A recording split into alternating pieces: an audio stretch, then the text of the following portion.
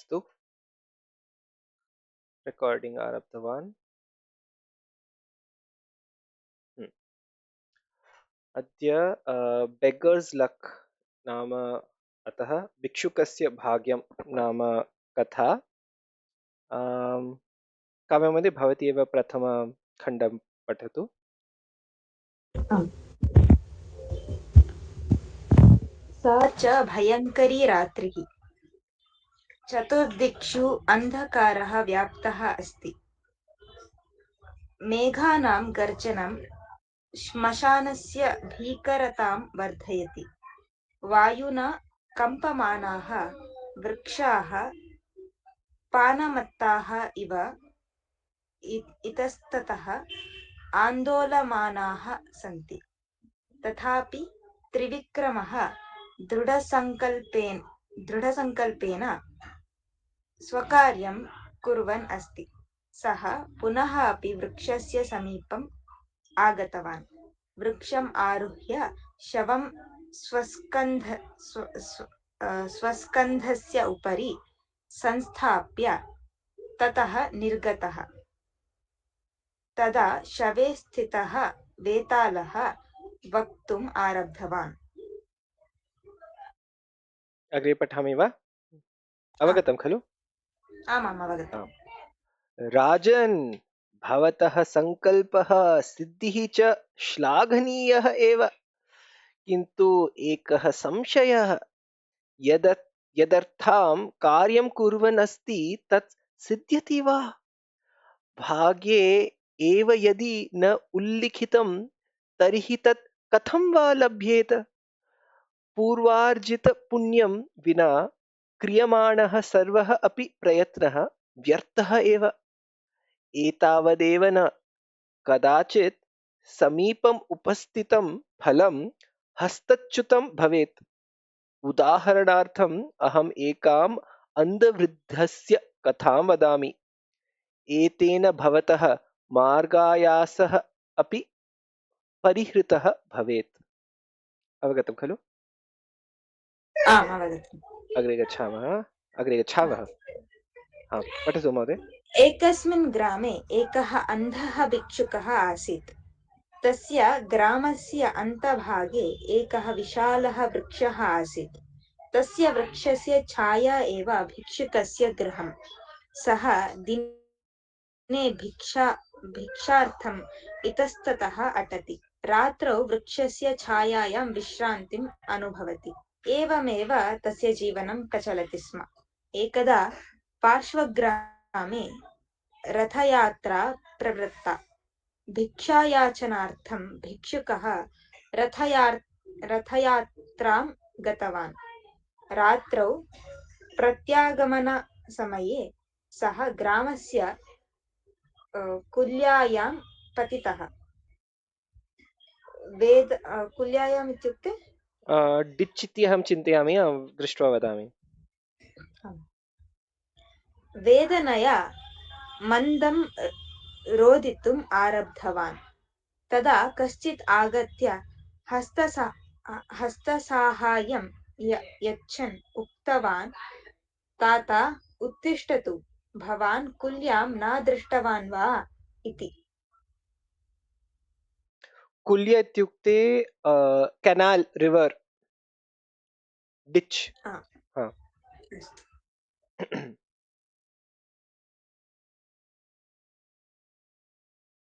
अग्रे पठामि। न भोः पुत्र, अहम् अन्धः अस्मि। भिक्षायाचनार्थं पार्श्वग्रामस्य रथयात्रां गतवान् आसम्। भवान् समीपे एव विद्यमानस्य महावृक्षस्य समीपं मां नेतुं शक्नोति वा? इति वदन् वृद्धः उत्थातुं प्रयत्नं कृतवान्। अपरिचितस्य साहाय्येन गच्छन् वृद्धः अन्धः पृष्टवान्, भवान् कः? अद्य एव एतं ग्रामम् आगतवान् इति भाति। भवतः वचनं सत्यमहम् अत्र अद्य एव आगतवान्। उत्तरमस्ति। बालकः वदति अथवा युवकः वदति, भवतः वचनं सत्यम्। अहम् अत्र अद्य एव आगतवान्, किन्तु अन्धः भवान् एतत् कथं ज्ञातवान् इति अन्धेन सह गच्छन् सः अपरिचितः पृष्टवान्। अवगतं खलु? आम्।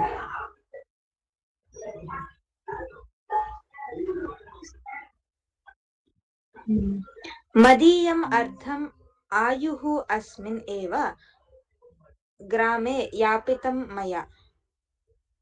मदीयम् इत्युक्ते मदीयम् इत्युक्ते निमिषं। नमो नमः महीन्द्रन् नमो महोदय। नमः।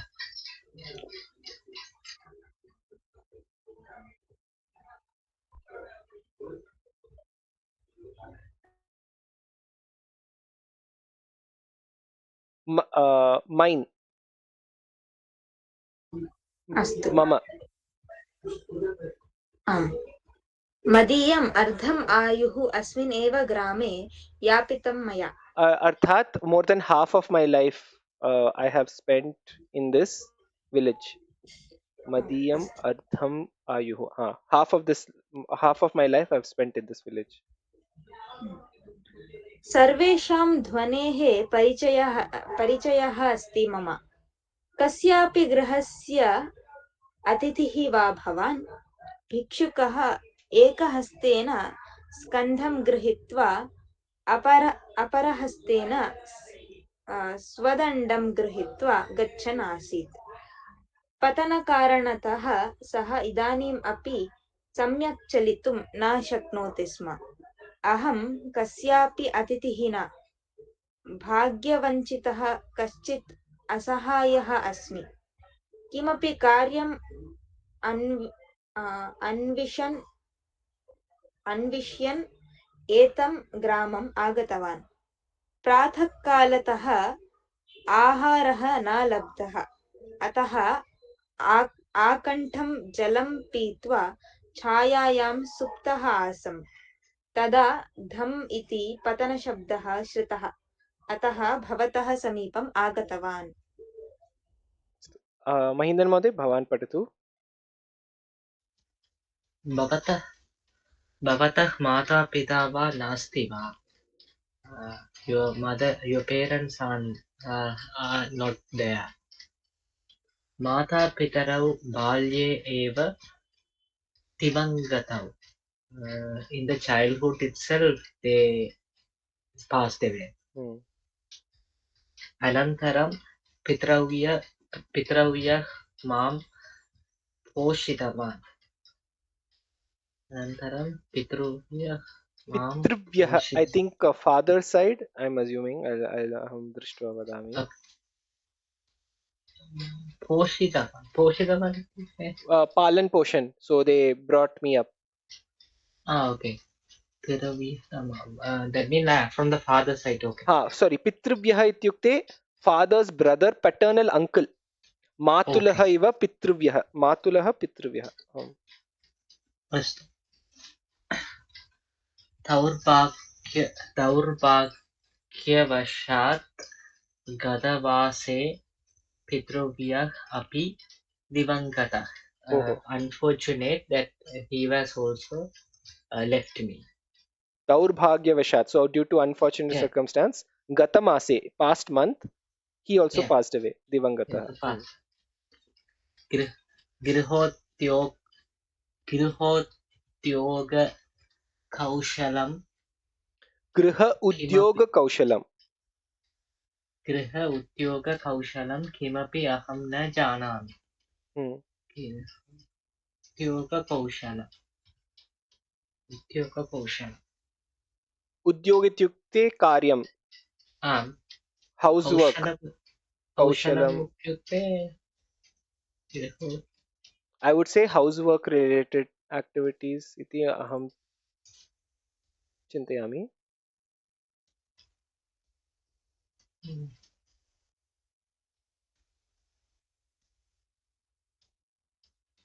May I continue?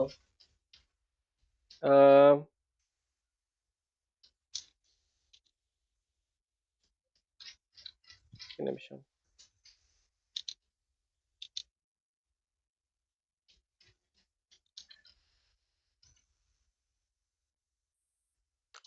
same. Griho Udyoga Kaushalam. How to run a house properly.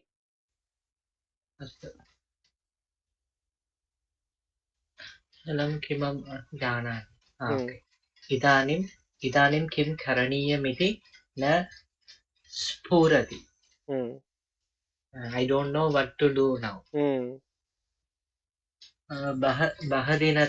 बहुदिनतः प्रयत्ने कृते अपि उद्योगः कुत्रापि न लब्धः Hmm.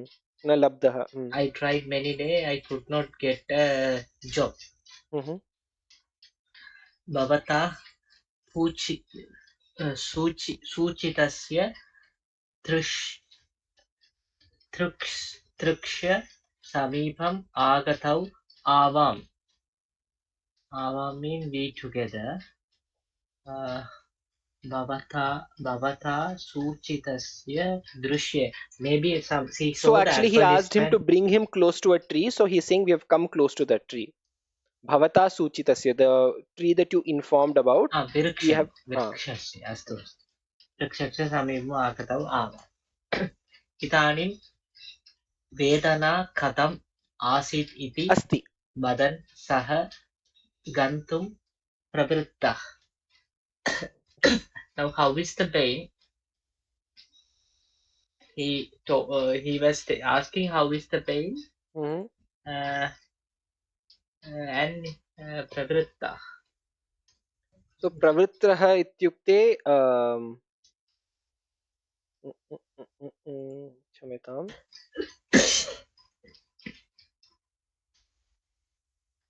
प्रवृत्ति इत्युक्ते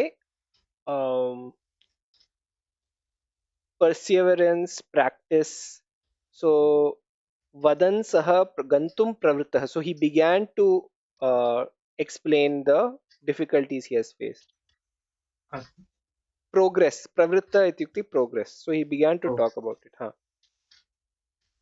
चिरं जीवतु पुत्र चिरं जीवतु पुत्र Chiram is long life. okay long life son इदानीं So gantum वेदना pravritta ityukte so he's so how is the pain iti uktva, he started to leave. Sah gantum pravrittah. At that time the old man says chiram jeevatu, long live. इदानीं वेदना किञ्चित् न्यूना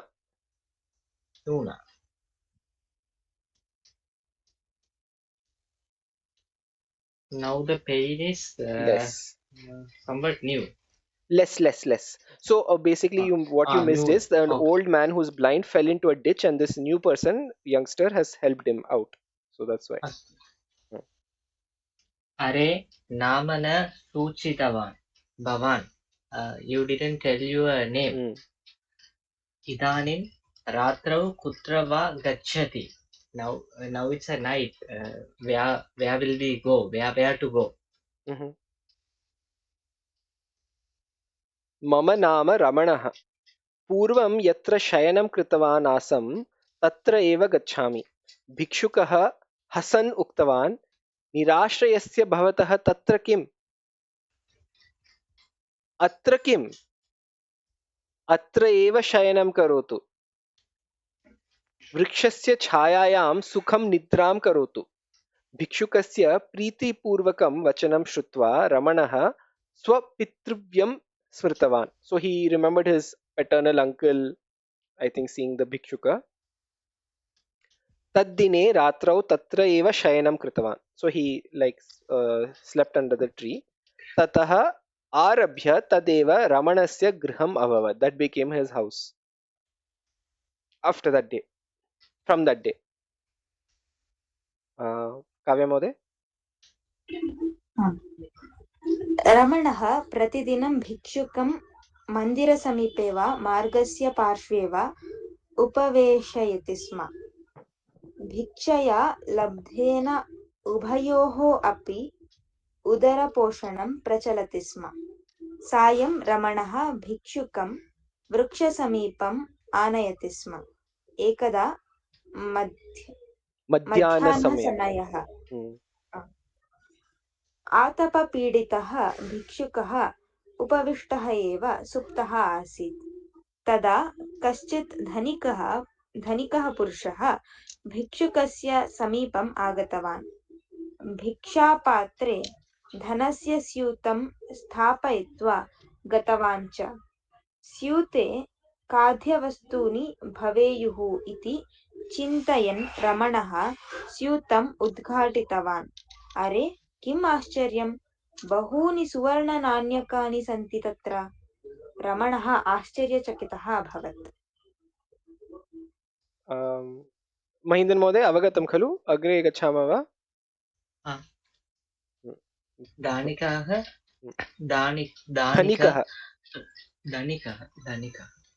प्रमादवशात् स्यूतं तत्र स्थापितवान् स्यात् इति चिन्तयन् रमणः तं स्यूतं स्वीकृत्य धावितवान्। प्रमादवशात् इत्युक्ते accidentally, carelessly. ओके, वशात् स्यूतं तत्र स्थापितवान्, mistakenly placed there. स्यात् इति चिन्तयन् रमणः तं स्यूतं स्वीकृत्य धावितवान्।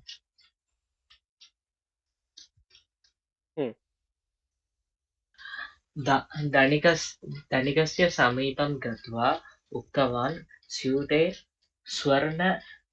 स्वर्णनाणकानि सन्ति। Nanyaka is a currency. The gold coins were there. धनिकः उक्तवान्, भवान् भिक्षुकस्य पुत्रः वा? He said, are you the son of the भिक्षुक, the one who begged? भाग्यशाली भवान्, इतः परं भवतो भिक्षायाचनस्य आवश्यकता न भविष्यति।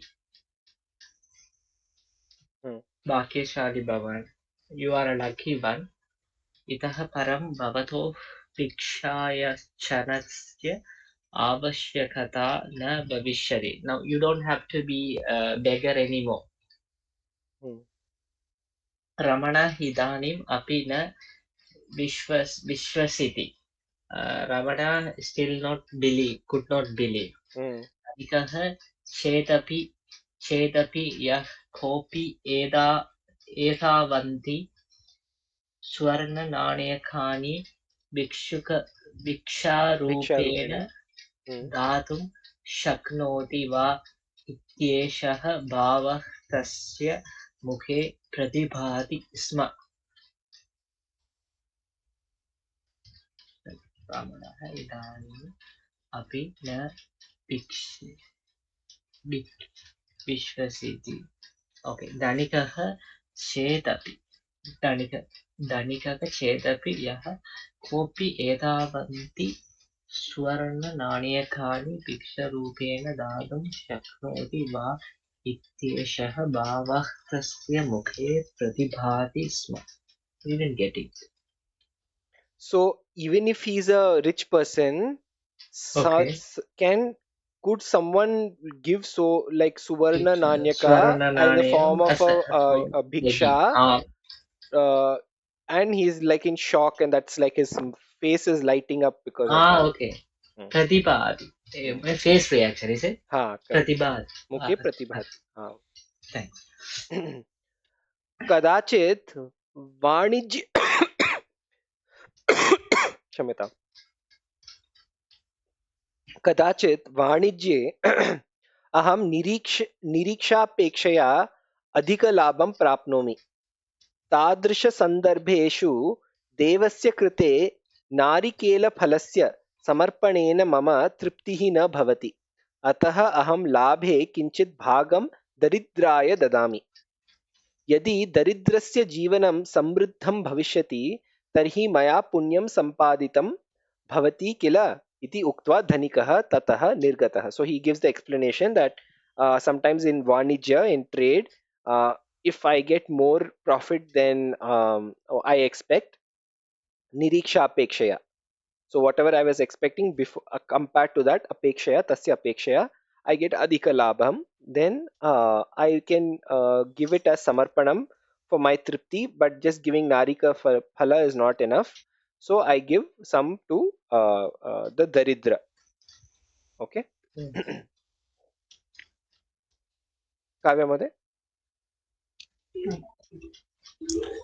एतदनन्तरं रमणस्य मनसि विचारः उत्पन्नः, कस्यचित् दरिद्रस्य जीवनं समृद्धं भवतु इति दृष्ट्वा एव धनिकः दानं कृतवान्। जीवनं समृद्धं कर्तुं मया एव इदानीं किमर्थं प्रयत्नः न करणीयः इति। रमणः नगरमार्गम् अनुसृतवान्। नगरं गत्वा सः तत्र शाकविक्रयणम् आरब्धवान्। केषुचित् एव वर्षेषु तेन सहस्रशः रूप्यकाणि सम्पादितानि। धनिकेषु अन्यतमत्वेन सः जनैः गण्यते स्म। धनिकः कश्चित् वणिक् सुलोचना नामिकया स्वपुत्र्या सह तस्य विवाहं कारितवान्। अवगतं वा? महेन्द्र महोदय? न वा? काव्य महोदय अनुवादं करोतु। So Ramana thinks, so he accepts the money and then he thinks of starting a new life. Like why don't I start earning myself is what he thinks, and he starts a shaka vikriyanam. He starts selling vegetables. And in few years he earns a lot of money, and धनिकेषु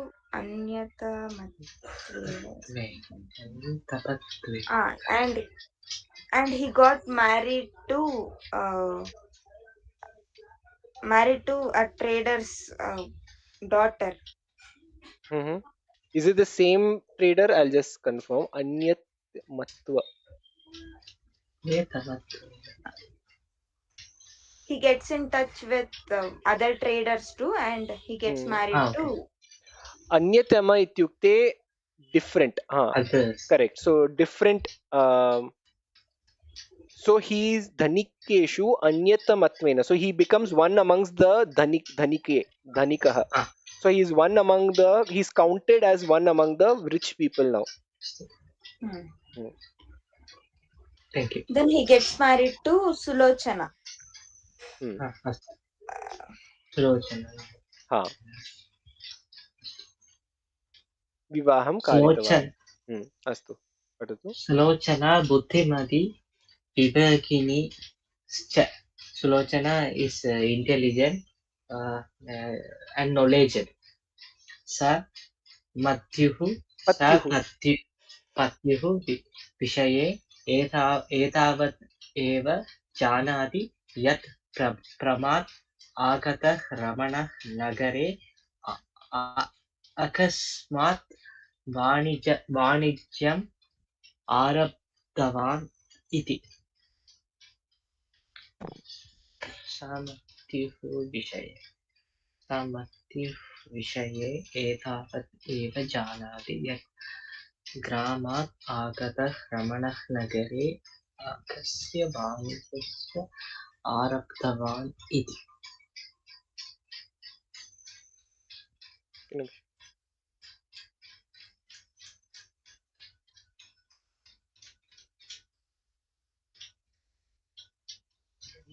पत्युः इत्युक्ते किम् इति अहम् अन्वेषणं कृत्वा वदामि।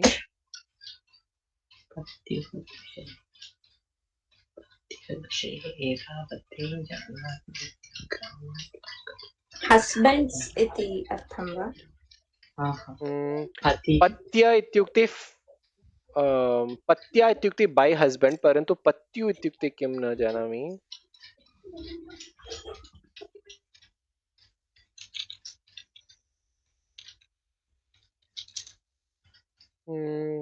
अस्तु अग्रे गच्छामः. पत्युः इत्युक्ते रिलेटेड टू हस्बैंड, परन्तु किमर्थं पत्युः इति, पतिः पत्युः वा? स पत्युः विषये एतावत् एव जानाति यत् ग्रामात् आगतः रमणः नगरे अकस्मात् वाणिज्यम् आरब्धवान् इति. She only knows this much about her husband.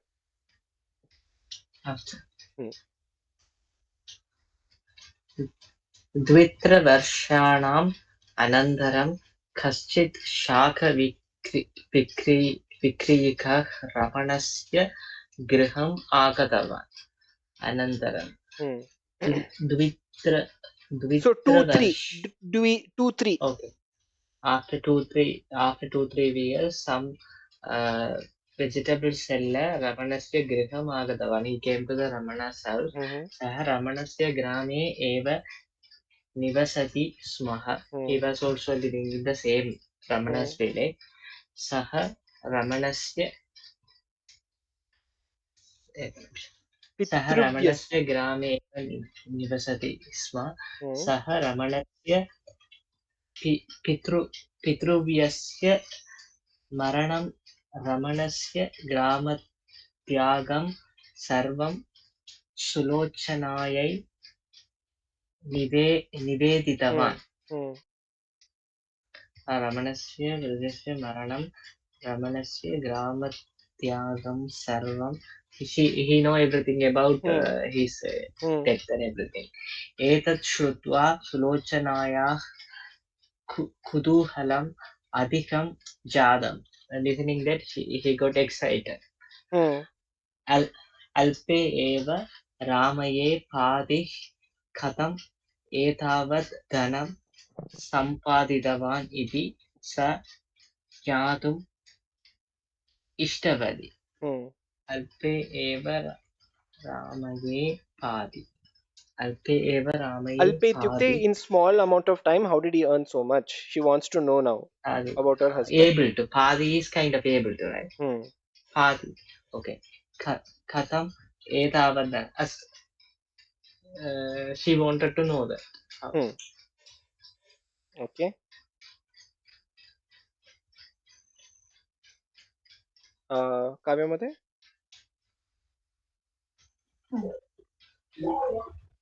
भवान् न पठति. क्षम्यताम्. सायङ्काले रमणः गृहम् आगतवान्. तदा सुलोचना स्वकुतूहलं निवेदितवती. So he came in the evening and she conveyed her anxiety and eagerness to know about this. सुलोचनायाः वचनेन रमणः जागरितः इव म्लानः इत्युक्ते किम्?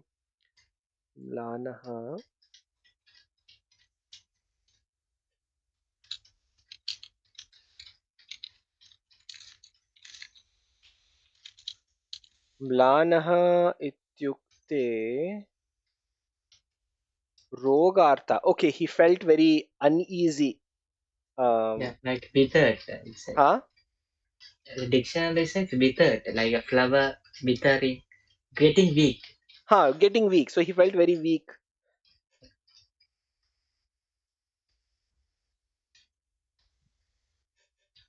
Okay. गाढनिद्रातः कश्चित् तम् उत्थापितवान् इव. It felt like someone just woke him up from a deep slumber. रमणस्य मौनं दृष्ट्वा सुलोचना चिन्तितवती अत्र किमपि रहस्यमस्ति. There must be some secret here. सा पुनः तद्विषये पृष्टवती. She again asked. पत्न्याः समीपे असत्यं वक्तुम् अनिच्छन्, he didn't want to lie to his wife, रमणः पापमूलकेन सम्पादितेन धनेन एतत् वाणिज्यम् आरब्धवान् इति एतावदेव अहं वक्तुम् इच्छामि.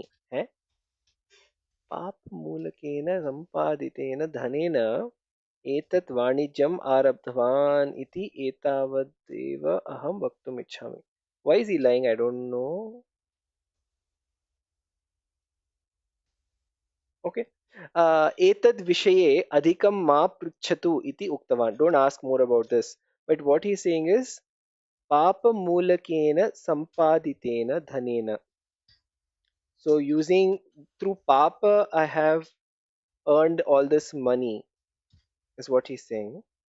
Tada Sulochana uktavati पूर्वं कदाचित् पापम् acharitam स्यात् आचरितं स्यात् किन्तु पापस्य परिहारः अपि कश्चन भवति एव. Even if you've done something in the past, there is a way for parihara, there is a way for solution. आत्मीयै सह समालोचनया कोऽपि मार्गः स्फुरति. पापपरिहारेण मनसः शान्तिः लभ्यते इति.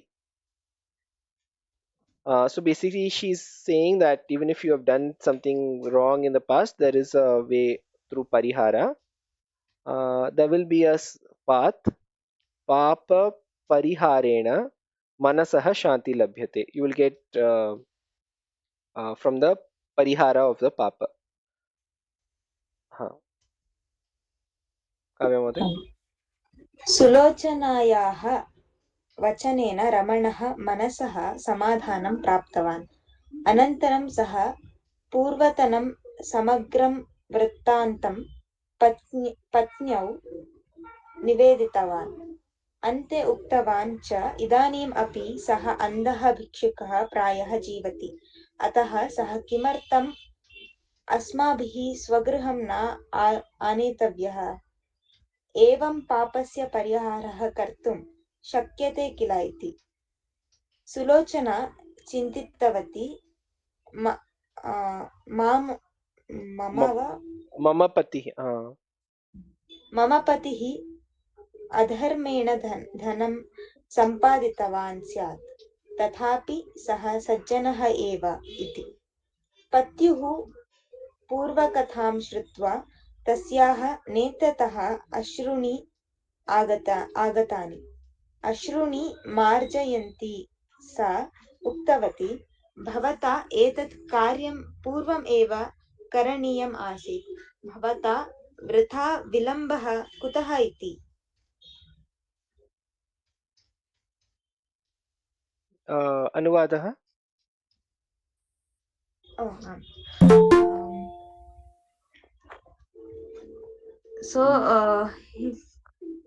Ramana feels relieved after listening to Sulochana's words, and then he says that the old man might be living in the same city right now. So why don't we bring him to our house, is what he thinks, and what he tells to Sulochana. And then Sulochana thinks, even if he didn't do good things before, he is still a good person. Ramana is still a good person. And she tells, why didn't you think of it earlier? You wasted time. Okay. No. Basically, Patyuhu Purvakatham Shrutva Tasyaha Netrataha Ashruni Agatani. So she started crying, listening to the story of.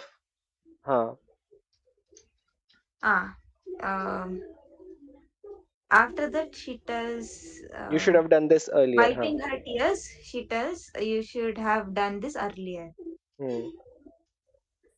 Bhavata vrita vilambah kutah iti. You have taken too long to do this. Namaste Malti Mhoday. Agre patatu. सः अत्रम् आगन्तुं न सिद्धः चेत् इति रमणः सन्देहं प्रकटितवान्. अत्र आगन्तुं न सिद्धिः. If he can't come to that place, he had a doubt.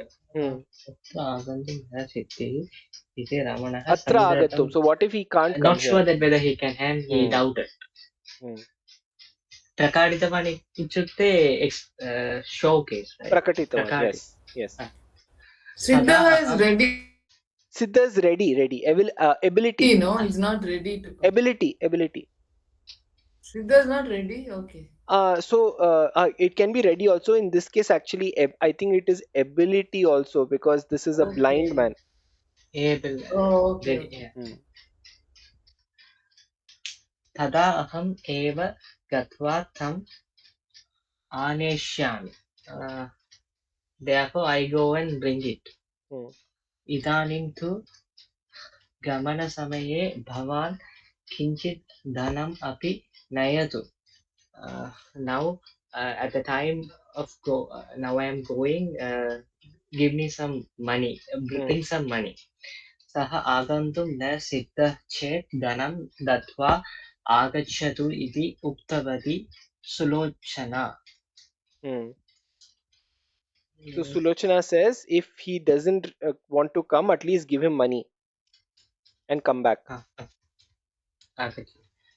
रमणः झटिति उत्थाय मुखादिकं प्रक्षालितवान्. He got up suddenly and washed the face. किञ्चित् उपहारं स्वीकृतवान्. उपहारं gift. उपकारं what is upakar? As a short teacher. Food. Okay, he got some food. अनन्तरं सः 5,000 रूप्यकाणि स्वीकृत्य दक्षिणे एव भिक्षुकस्य ग्रामं प्रस्थितः. अनन्तरं सः 5,000 रूप्यकाणि 5,000 rupees. अनन्तरं he got 5,000, receiving 5,000. तत्क्षणे in that moment, तत्क्षणे एव भिक्षुकाय ग्रामं, the beggars, he entered the beggars village. मालती महोदय, अहं संक्षेपेण वदामि अधुना पर्यन्तं किम् अभवत् इति.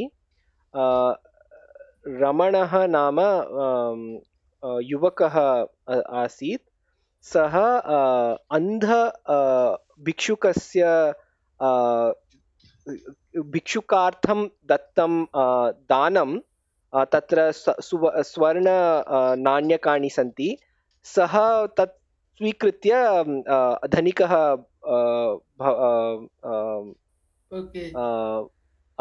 अभवत्. परन्तु तस्य पत्नी सुलोचना इति, यदा सा एतत् ज्ञातवती, सा वदति शीघ्रमेव गत्वा पुनः अत्र नयतु, नो चेत् यदि सः आगन्तुं न इच्छति चेत् अट्लीस्ट् धनं दत्वा पुनरागच्छतु इति. अतः सः गच्छति. अत्र पठतु महोदय. ग्रामप्राप्तौ रात्रिसमयः आगतः आसीत्. So it was late by the time he reached the village. रमणः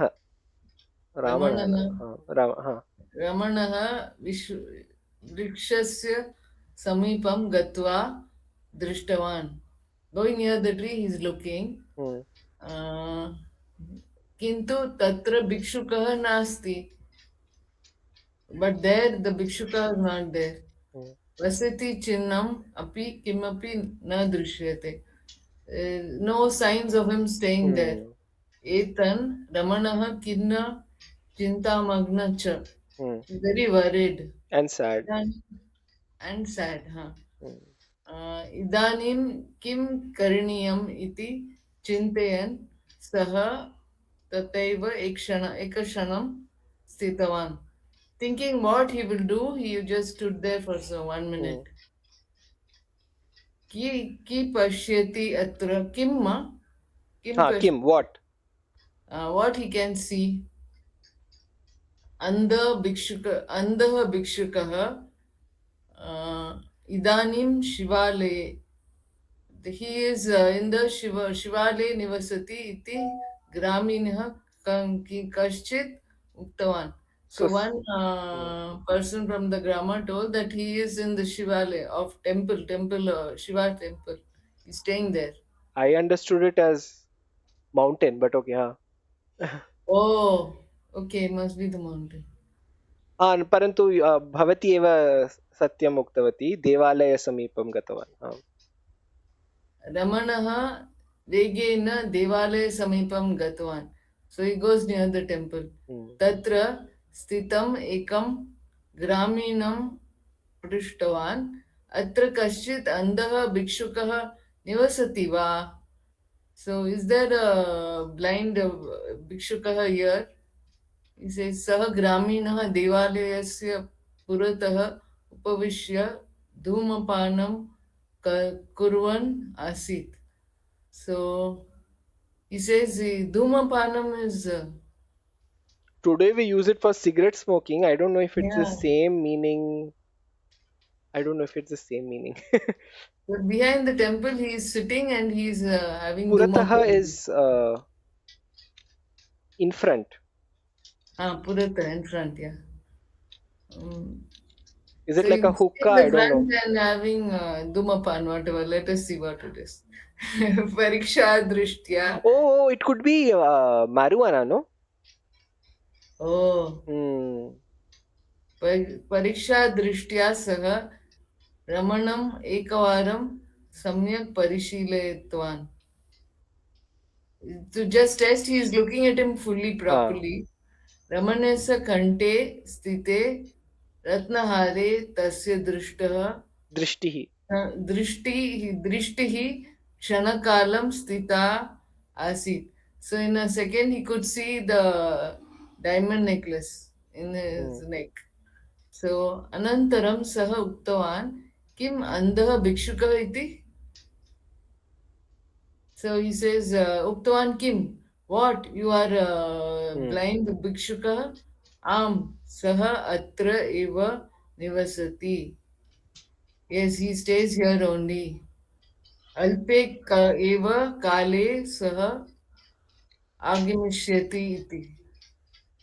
अल्पे एव. Very shortly he will come here. Okay. धन्यवादः. So अग्रे कः? मम रमणः शिवालयस्य अन्तः प्रविष्टवान्. He went inside the Shiva's temple. Satmabam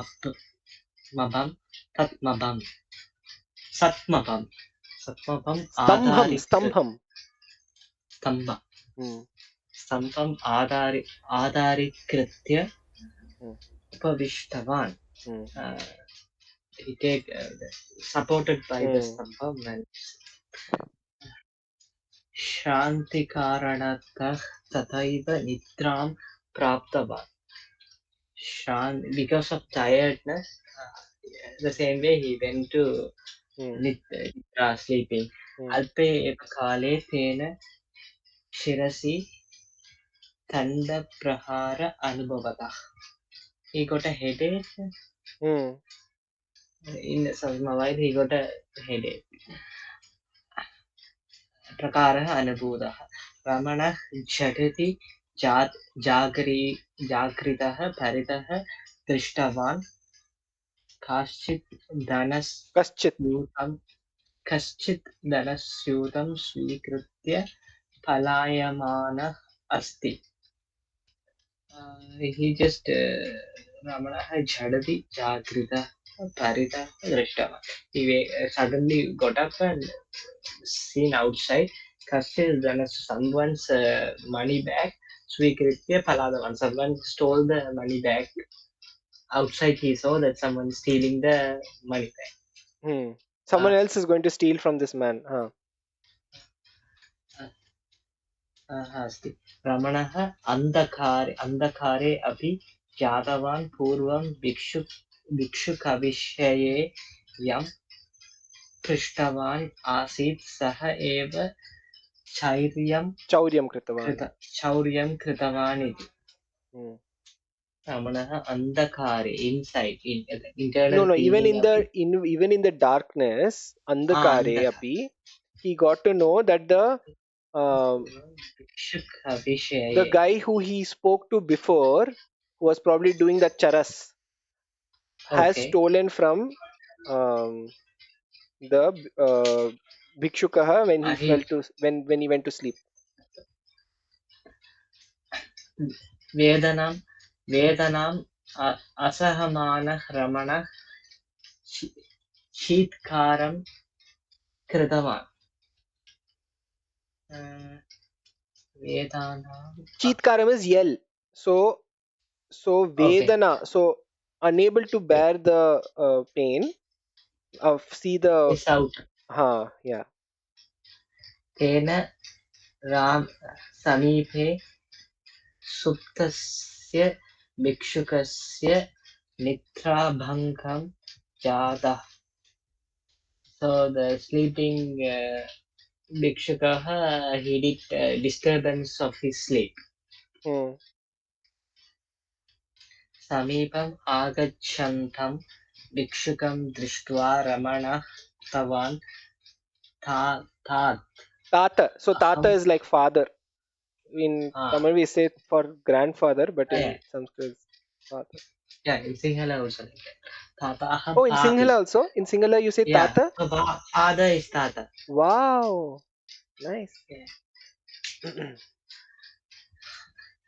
समीपम् आगच्छनं भिक्षुकं दृष्ट्वा रमणः उक्तवान् तात अहं पापी रमणः अस्ति मां क्षम्यतु भवान्. Forgive me, I am a sinner. Please forgive me. You forgive. अस्तु. अग्रे कः पठति? अहमेव वा? आं, भवानेव. इतः गमने किं कारणं? इतः गमने, so why did you go, or what is the reason you left? गमनानन्तरं किं किं प्रवृत्तं? What all did you do? What all इत्यधिकं सर्वं भिक्षुकाय निवेदितवान् रमणः. Oh, okay, sorry, not what did you do, what did I do, what was done. इति अधिकं सर्वं भिक्षुकाय निवेदितवान् रमणः. So he explained all this to the भिक्षुकः. अनन्तरम् इदानीं मम गृहं गच्छावः इति अनुरोधम् अपि कृतवान्. So then he let the two of us go to my house iti he even requested the भिक्षुकः प्रथमं रमणस्य शिरसि जातस्य व्रणस्य उपरि वस्त्रपट्टिकां बन्धितवान्. So okay, maybe I missed some context, but I didn't realize he got hit on the head by the I missed that. Okay, so so basically Bhikshuka first tied a band-aid for the head where he was bleeding. I think because he had a headache, no, that's why. Not hit, I think. Vrana ityukte wound. That's why I think he has got hit on the head. No, also. in the second line, danda praharaha anubhutah. I was thinking, I thought it was like supposed to be metaphor, but I think he literally got hit on the head. So what has happened is, I think that guy has hit him on the head and then stolen the money of the Bhikshuka, basically. Okay. कुत्र व्रणस्य उपरि वस्त्रपट्टिकां बन्धितवान्. So he tied a thing around the wound. पुनश्च मनसि किमपि चिन्तयन् हसित्वा तूष्णीम् उपविष्टवान्. Then he laughed to himself and he sat silently. The Bhikshuka. Vadatu tata. So it has to be the younger person. Ramana is saying, tell me, O father. Tarhi maya saha agamishyati kila. So you're coming with me, right? Mama patni api bhavantam anetum anurodham kritavati. Even my wife asked me to bring you.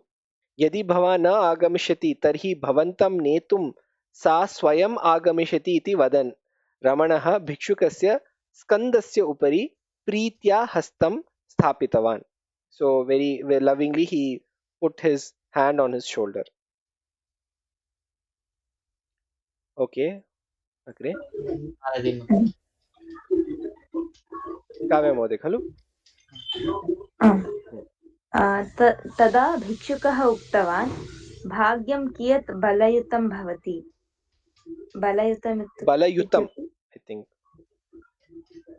so powerful. I think how powerful is the luck. बलयुतं बलयुत इत्युक्ते बलयुतम् इत्युक्ते endowed with force, endowed with strength, powerful. So the Bhikshuka says how powerful is the luck. यत् भाग्ये न लिखितं तत् कथञ्चित् अपि न प्राप्यते एव. If there is no luck, nothing can be done. Okay. अतः एव भवान् मम कृते दातुं यत् धनम् आनीतवान् तत् चोरः चोरितवान्. That's the reason why it got stolen even after you bought money for me. तदापि भगवतः पुरतः itah purvam api Tadapi, even that. suvarna So he's saying even that thief has done it in front of the Devalaya. okay. itah purvam api suvarnananyakaanaam syutah maya eva praptah asit. Even before this incident, the whatever Gold, suvarnananyas the trader gave, it belonged to him. किन्तु तस्य अनुभोगः मम भाग्ये न लिखितम् आसीत्. But I didn't had the luck to have it. भवतः भाग्ये आसीत्. It was your luck. अतः भवान् तत् उपयोक्तुं शक्तवान्. That's the reason it was possible for you to use it. प्रसिद्धः धनिकः सञ्जातः च. You became a famous businessman.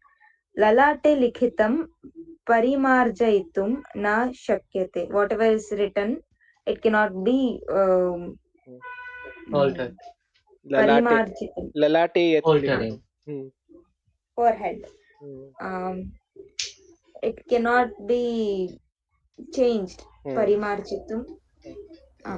भाग्यम् एव मानवं नियन्त्रयति इत्यपि वक्तुं शक्यते. Luck controls humans. मम भाग्यं तु स्पष्टं. My luck is clear. तत् दीर्घरात्रिः इव. It's deep in the night. Okay. तत्र पुनः सूर्योदयः नास्ति एव. Sun doesn't rise there. अतः अहं भवता सह न आगमिष्यामि. So I won't be coming with you. प्रातःकाले भवान् स्वगृहं गन्तुं शक्नोति इति. You can go to your home in the morning. The next morning. Ramanah kimapi vaktum asamartha. He was incapable of telling anything. Sa tushnim upavishtavan. He felt, he just sat. Tushnim is quiet. Quietly sat down. Ratrihi evam eva antita. The night passed away. Prata kale dainyam prakatyan. Dainyam prakatyan. Ramanah bhikshukam prishtavan. Dainyam means? I think daylight. Oh. So when it was daylight, he asked Bhikshukaha. I'll just check just in case. Bhavan na agimishyati eva. You're not coming. Bhikshukaha nirakritim suchayan shiram kampitwan. Dainyam ityukte dejection. Okay, dejectedly he asked again. Okay, dejectedly asked if you are not coming. So Bhavan agamishyati eva. Bhikshukah nirakritim suchayan shirah kampitwan. Bhikshukah nirakritim suchayan. What?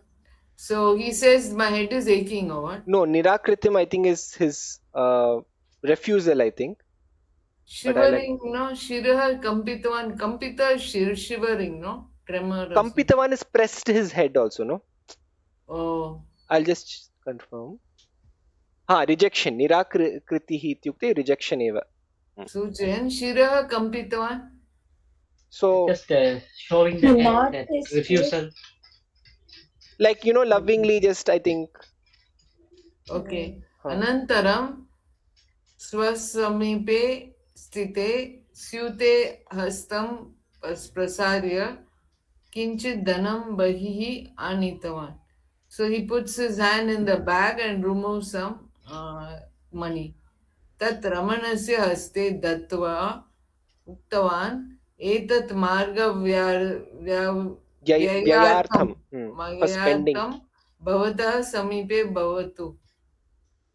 So use this money for your journey. Tat itah param kim aham vadami. What can I tell you? Swakiyam. Swakiyam Self. arogyam rakshatu. Take care of your health. Bhagye likitam asti chet punah milamaha iti uktva hatashah ramanah ashruni munchan nagaram gatavan.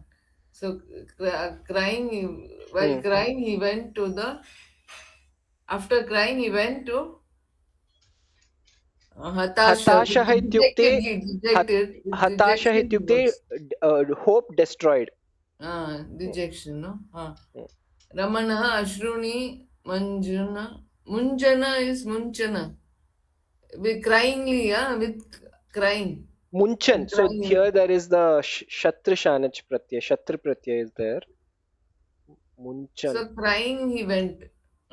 I think so. Ek minute.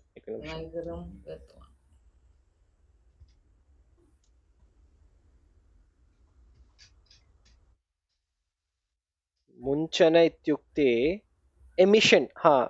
So Ashruni Munchan. So constantly weeping crying, tears. Okay. So Ramana gets the money from the Bhikshuka. He's getting money again instead of him being able to give money.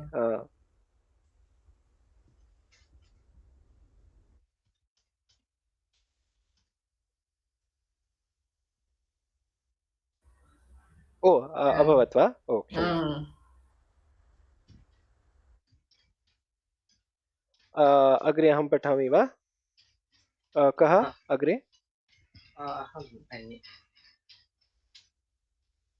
कः अग्रे? अहं वा? अहं वा? महेन्द्र महोदय पठतु। वेतालः एवं कथां समाप्य उक्तवान्, महाराज, भिक्षुकेन प्रथमं स्वर्णनाणयकानां स्यूतः यः प्राप्तः आसीत् तं रमणः नीतवान्.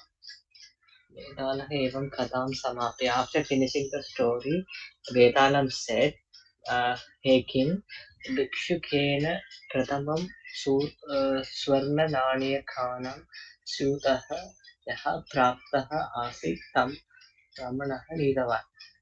From where the first the monk got the golden, the bag with the golden coin, that Ramana brought. So basically what he's saying is whatever was the Suvarna amount initially, Ramana brought it for the Bhikshuka.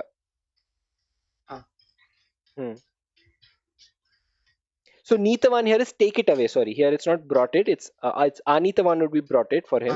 It's Nitavan. So he took it away. So whatever was the Suvarna Nanyaka in the Syuta, that Ramana took it away. Dvitiya varam Ramana Panchasahastra Rupyakani Anitavan. So this time he brought 5,000 rupees. Tadapi kenapi choritam. That also was stolen by somebody. Etadvayam api Daupargyavashat Jadam. That also unfortunately that happened. Kintu Sarvam api Bhagyavashat Jadam Ityapi Vaktum na Shakyate.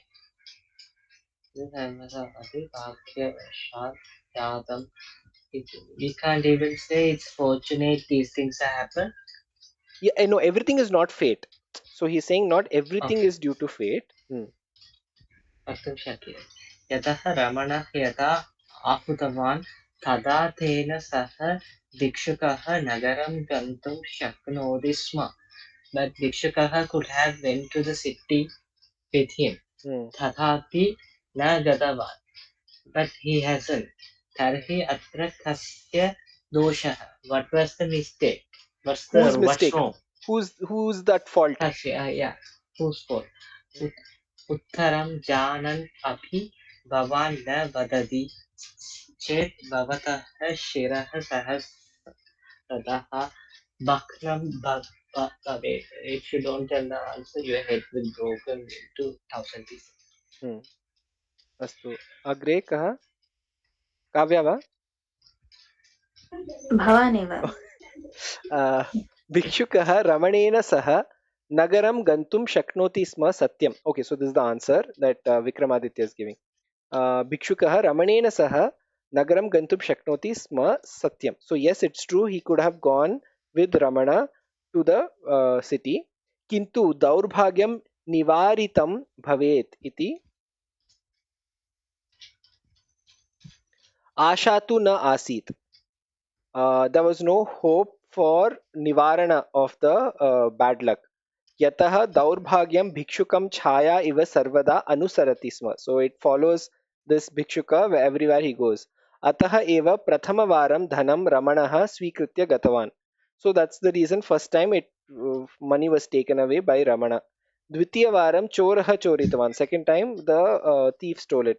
यदि अहं रमणस्य गृहं गमिष्यामि तर्हि दौर्भाग्यं तम् अपि पीडयति इति भिक्षुकः दृढं विश्वसति स्म. So the भिक्षुकः believes that if he goes into this Ramana's house, he will bring that bad fate with him into this new kula. भिक्षुकः रमणं पुत्रम् इव प्रीत्या पश्यति स्म. So he sees his son, this Ramana, like a son. रमणस्य हितार्थं मरणपर्यन्तम् अपि भिक्षुकजीवनं यापयितुं सः सिद्धः आसीत्. So for the best interests of Ramana, until the death also Bhikshuka Jivanam, Bhikshuka is ready to lead his life. अतः एव सः अवसरे प्राप्ते अपि रमणेन सह नगरं न गतवान्. So this is the reason he did not go with Ramana to the city. एवं वदता त्रिविक्रमेण मौनभङ्गं कृतः आसीत्. अतः शवे स्थितः वेतालः पुनः गत्वा वृक्षम् आश्रितवान्. So as you are all aware, this is like a game where he should not speak, I believe, right, until he reaches the place where the sacrifice needs to take place. But the Vetal keeps asking questions. So again the Vetal goes back. Astu अत्रैव स्थापयामः. Very pessimistic story. Whatever he does, he'll be like that, unlucky throughout. न अहम् अपि स्वीकरोमि कदाचित् यदि कुण्डल्यां यत् लिखितमस्ति, it can't come along with you everywhere you go and व्ययः एव यदि भविष्यति चेत् चिन्ता तु अस्ति खलु. यदि अहं मम दुर्भाग्यं सर्वत्र प्रसारयामि चेत् अहमपि चिन्तामग्न एव भविष्यामि. It follows like shadow. That's too much, no? His sorrow is like shadow, will go with him everywhere. अस्तु, अग्रिमशनिवासरे पुनर्मिलामः. शुभरात्रि. धन्यवादः. शुभरात्रि. राम राम. राम राम.